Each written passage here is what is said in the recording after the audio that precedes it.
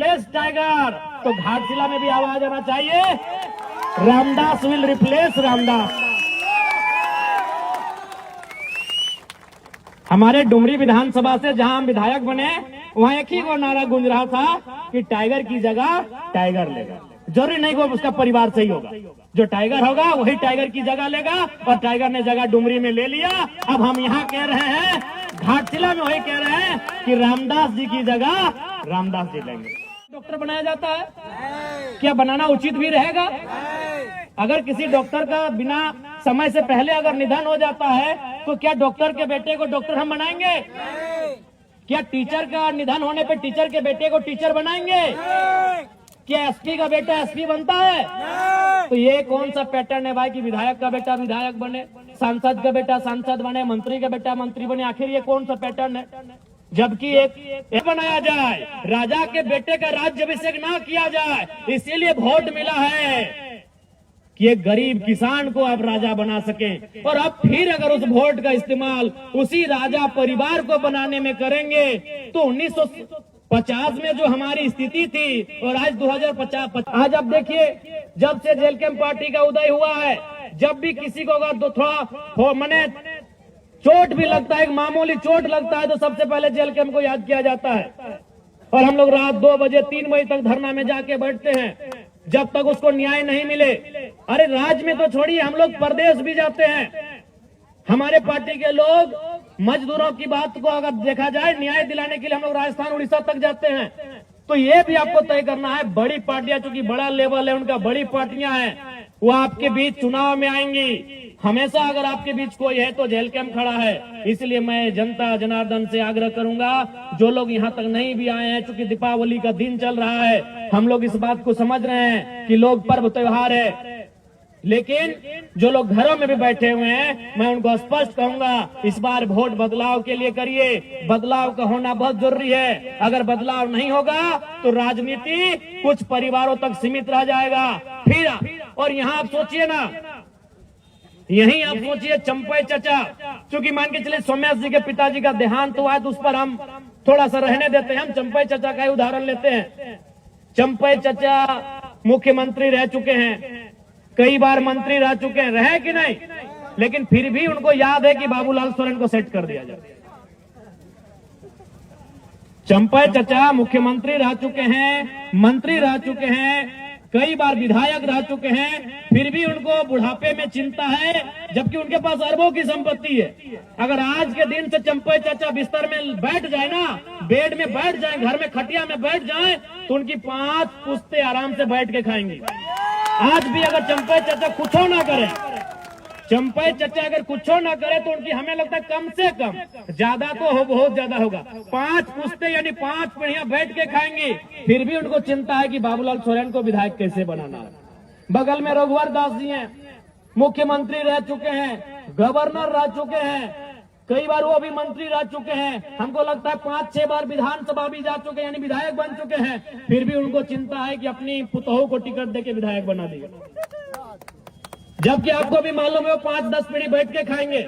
लेकिन रघुवर चचा को भी चिंता है कि हमारी पुतोहू विधायक कैसे बने। यही आपके अर्जुन मुंडा जी, हमारे इस राज्य के और एक मुख्यमंत्री, बहुत नामी चेहरे, केंद्र में भी मंत्री रह चुके हैं, उनको भी चिंता आई कि अपनी पत्नी को इस बार टिकट दिला दे, पोटका से उनकी पत्नी लड़ी।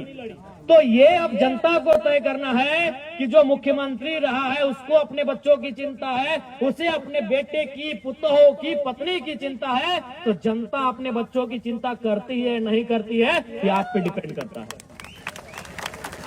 उनसे सीखिए कम से कम। वो मैं 3 मुख्यमंत्री का आपको नाम गिनाया, आप ही के कोल्हान के, उधर मधुकोड़ा को छोड़ देते, अभी दूरी है, यहीं आपके अगल बगल के चंपई चचा, रघु चाचा, मुंडा जी, 3 मुख्यमंत्री। और किनको टिकट दिलाया? एक ने बेटे को जो घाटशिला में उम्मीदवार है, एक ने पत्नी को जो चुनाव हार गई, और एक ने अपनी पुतोहू को जो चुनाव जीत के विधायक बनी है। अरे जिनके पास अरबों की संपत्ति है, लाख और करोड़ तो छोड़िए, अरबों की, जिनकी संपत्ति अनुमानित अरबों की है, आज वे लोग चिंता कर रहे हैं मेरा बेटा कैसे विधायक बने, मेरी बहू कैसे विधायक बने, मेरी पत्नी कैसे विधायक बने।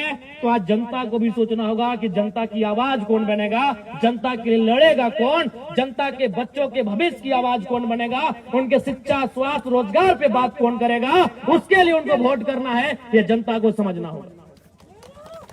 और नहीं तो फिर इसी प्रकार ये राजनेता इस राजनीति को हमसे दूर लेके चले जाएंगे। जब भारत देश में वोट देने की तारीख की शुरुआत हो रही थी, जब भारत देश में वोट देने का नियम बन रहा था, तो देश के संविधान निर्माताओं के प्रमुख डॉक्टर भीमराव अंबेडकर जी ने कहा था कि आज के बाद से इस देश में राजा रानी के पेट से नहीं, मतपेटी से निकलेगा। लेकिन जनता ने उस पैटर्न को तोड़ दिया है। आज फिर आप राजा के घर में राजा चुनने लगे हैं। अरे राजा के घर में राजा ना चुना जाए, इसीलिए तो वोट का अधिकार मिला है आपको, कि राजा की पत्नी को रानी ना बनाया जाए, राजा के बेटे का राज्याभिषेक ना किया जाए, इसीलिए वोट मिला है कि एक गरीब किसान को आप राजा बना सके। और अब फिर अगर उस वोट का इस्तेमाल उसी राजा परिवार को बनाने में करेंगे, तो 1950 में जो हमारी स्थिति थी और आज 2025 में जो हमारी स्थिति है, क्या अंतर रहा। ये वोट का अधिकार क्यों मिला? ये वोट का अधिकार इसीलिए मिला था कि राजा के घर में राजा नहीं होगा, राजा के घर में रानी नहीं होगी। एक साधारण सा पढ़ा लिखा नौजवान, चाहे वो किसान का बेटा रहे, वह दलित का बेटा रहे, वह आदिवासी का बेटा रहे, वह किसी मजदूर का बेटा क्यों ना रहे, अगर उसमें टैलेंट होगा, वो हकदार होगा, वो जनता के बीच से चुन के जाएगा। इसलिए वोट की व्यवस्था आई।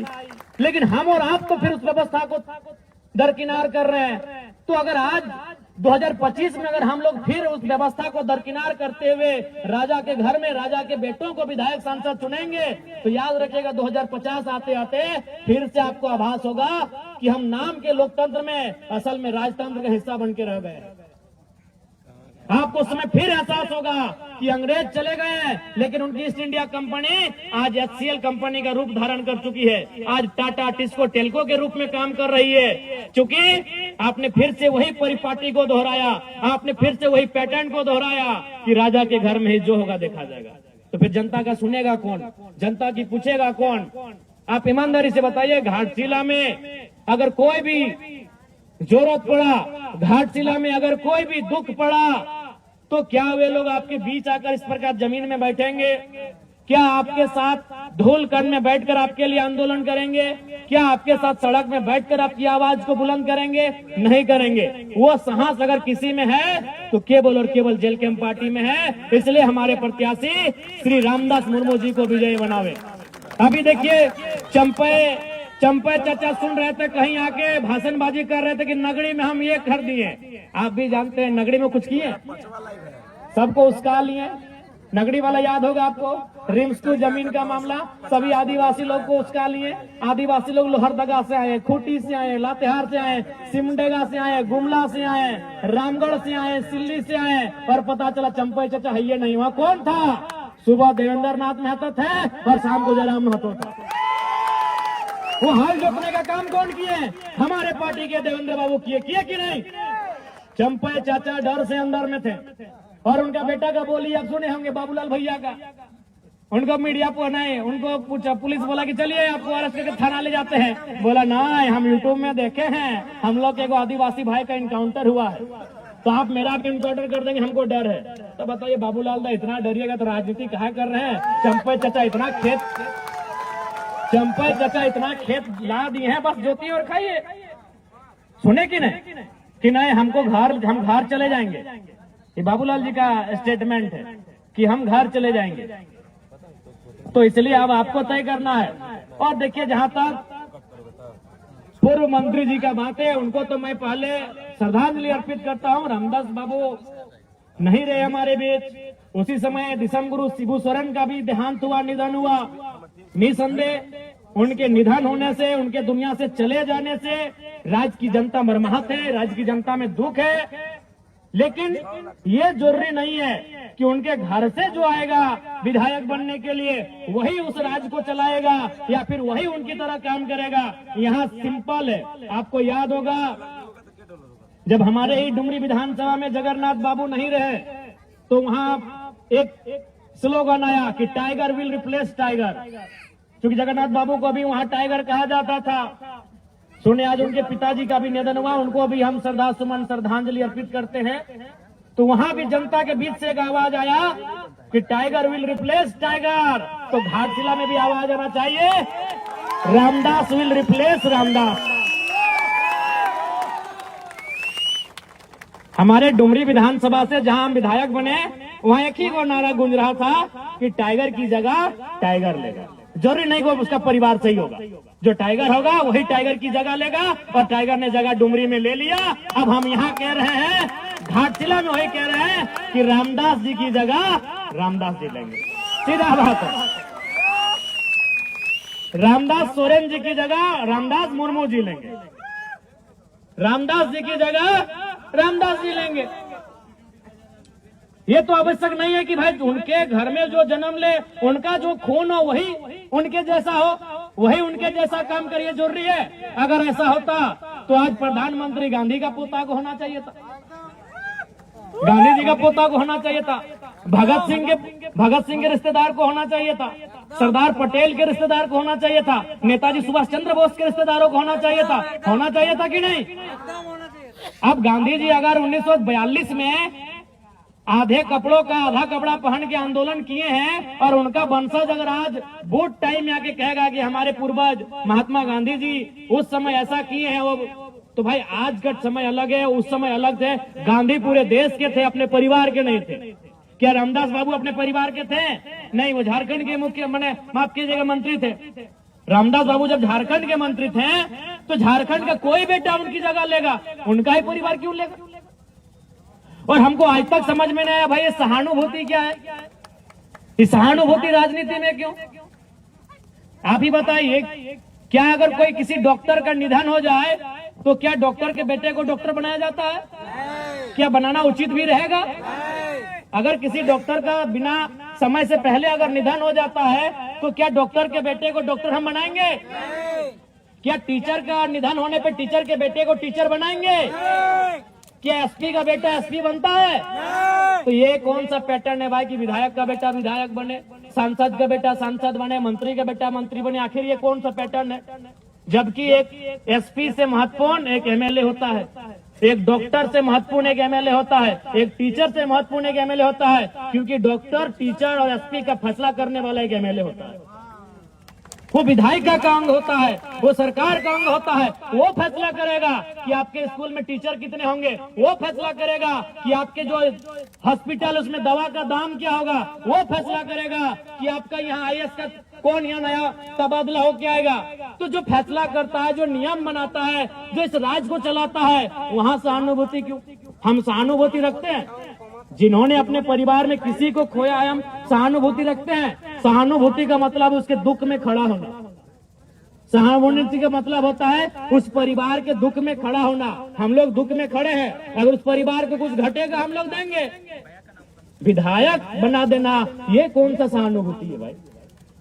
जब हम डॉक्टर के निधन पे डॉक्टर के बेटे को रिप्लेस नहीं करते हैं, जब वकील के निधन पर वकील के बेटे को वकील बना के रिप्लेस नहीं करते हैं, तो आखिर देश में ये सहानुभूति कब तक चले?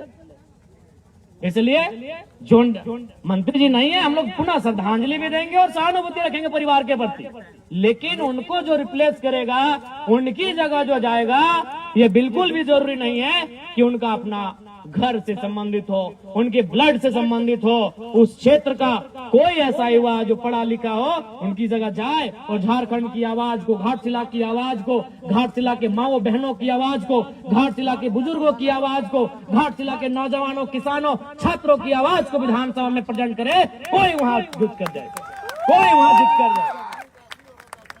इसलिए इस बार घाटशिला के उपचुनाव में रामदास